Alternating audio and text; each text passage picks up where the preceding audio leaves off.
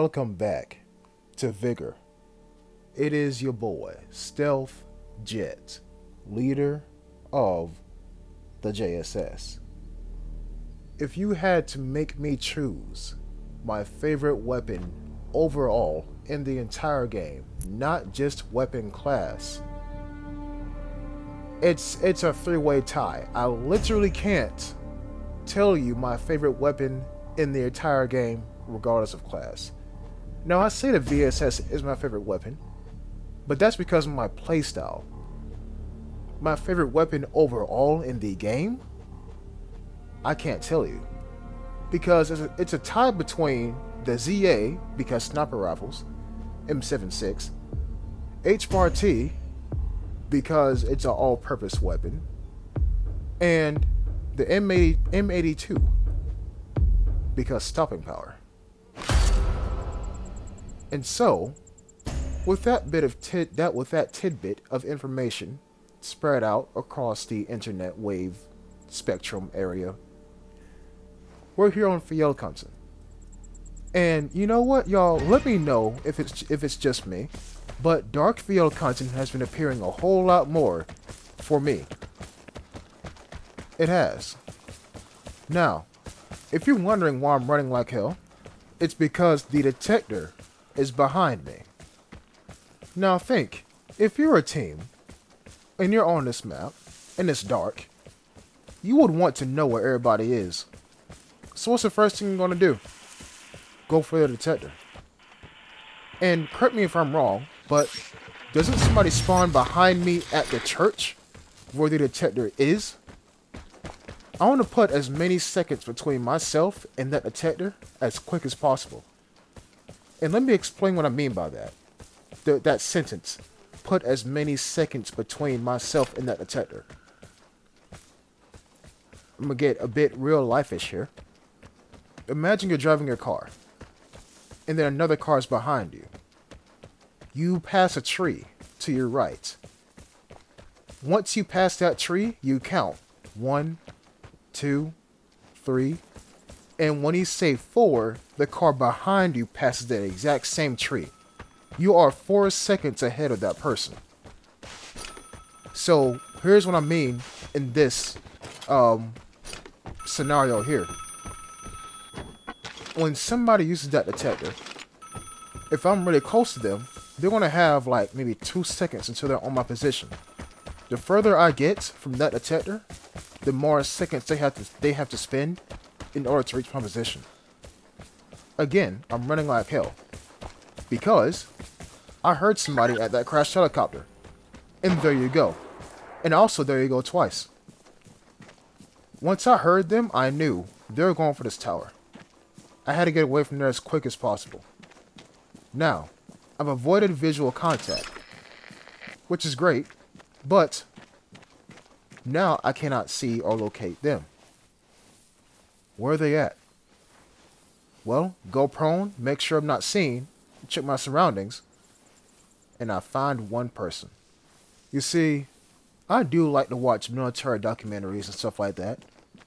There was one documentary I watched where the Japanese anti-aircraft gunmen found out that they were being raided by the American Air Force because one Wildcat left on their running lights. How does that parallel to what the hell this game is right now? I know where that team is going because of that one person's direction. Also, the detector is at the top of the church. So, I mean, hey, 2 + 2 = 4. But now I know their rough direction. And all I gotta do is wait.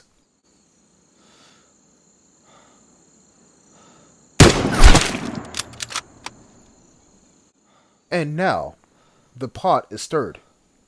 And so I'm looking up here with my scope, or was rather. It's dark. I can't see a damn thing.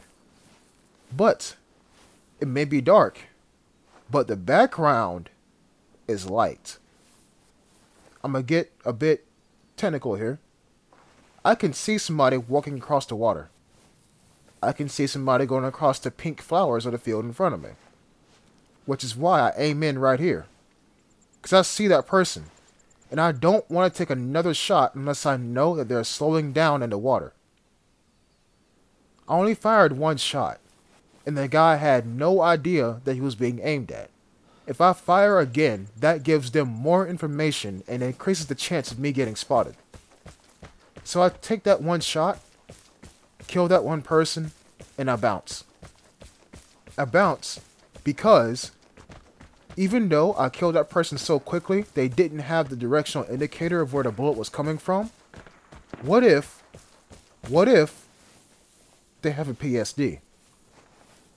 What if they do? And would you look at that? Remember, guys, it's teams. You can't push your luck so hard to where you end up becoming hunted and or spotted due to your scentness of one extra bullet. Now, yes, I could have fired, and yes, I might have killed that second person. But what if I didn't? They wouldn't have burned the PSD to try to find me. They also wouldn't have turned around to try to find me either.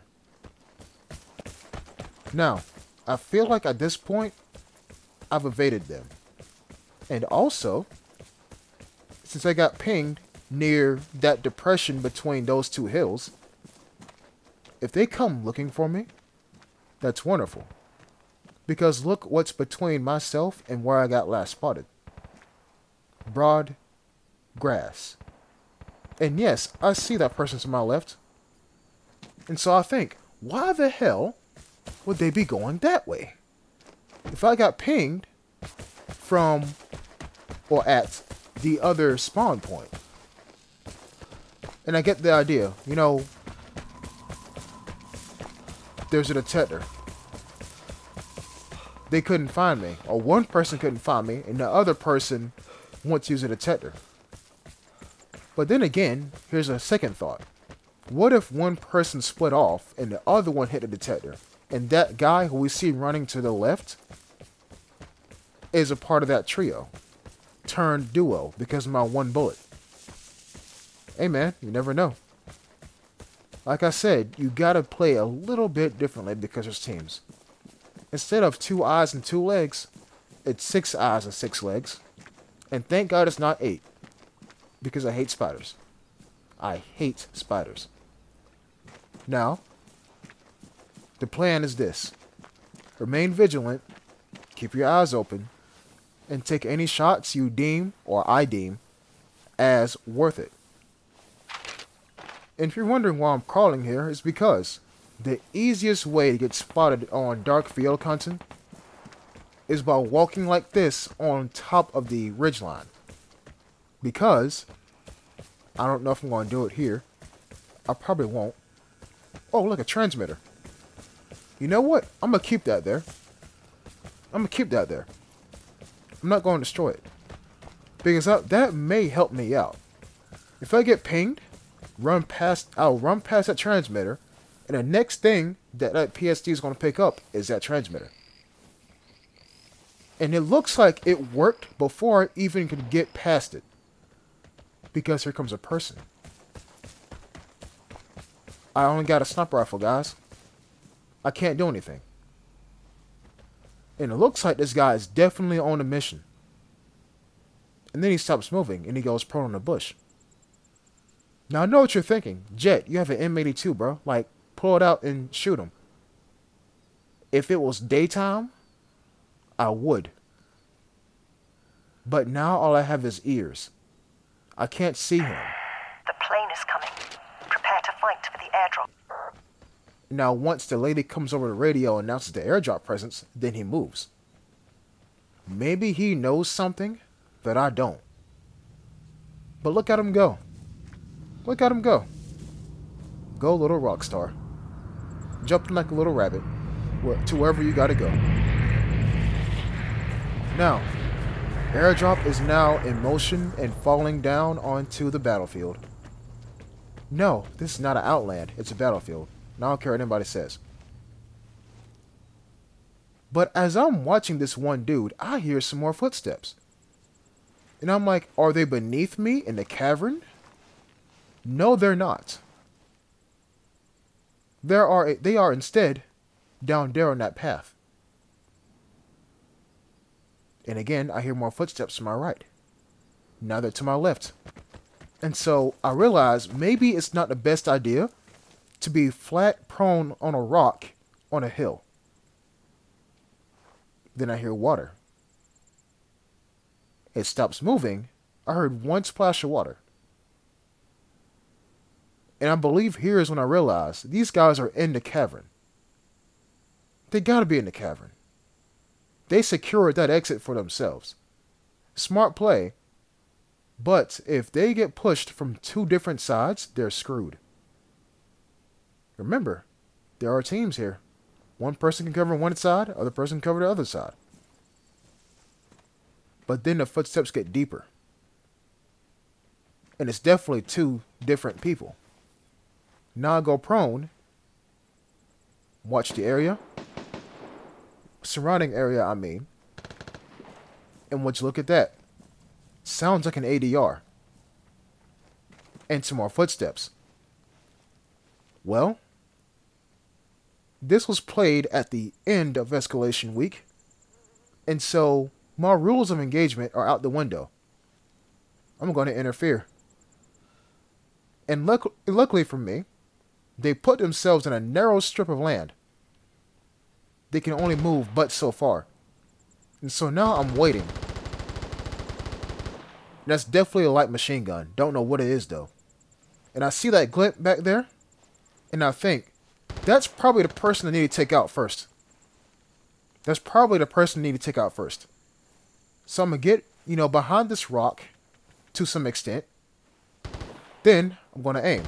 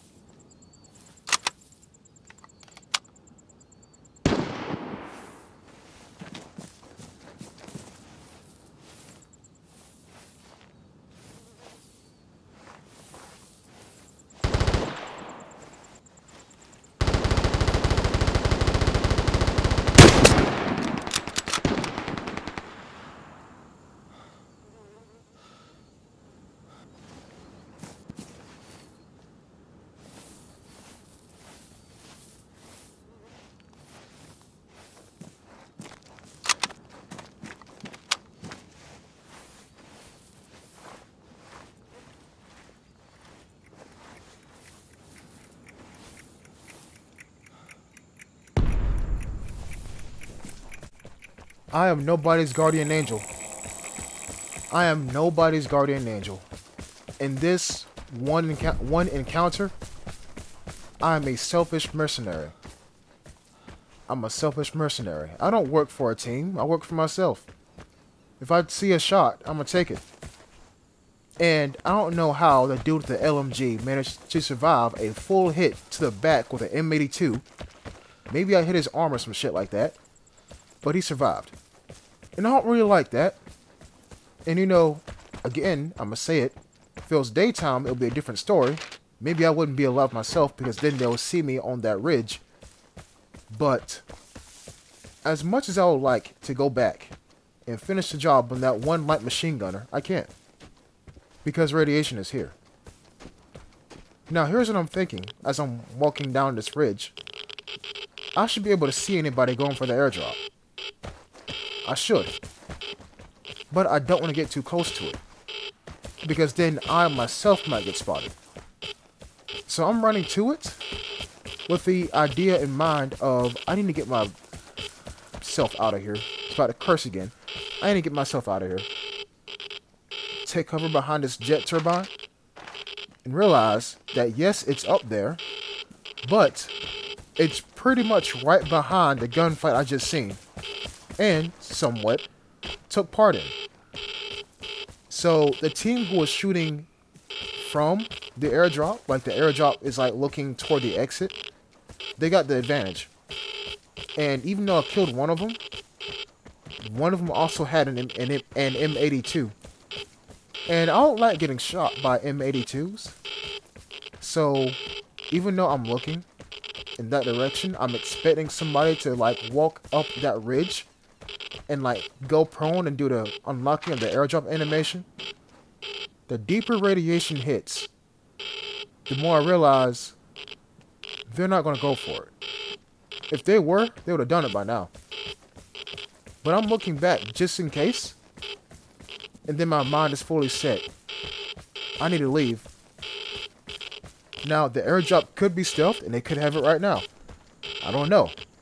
Remember, there are 3 airdrops in that little bucket thing. But, it's cool though. It's cool. It's fine. Because I'm about to leave. My health is on red. My health is on red.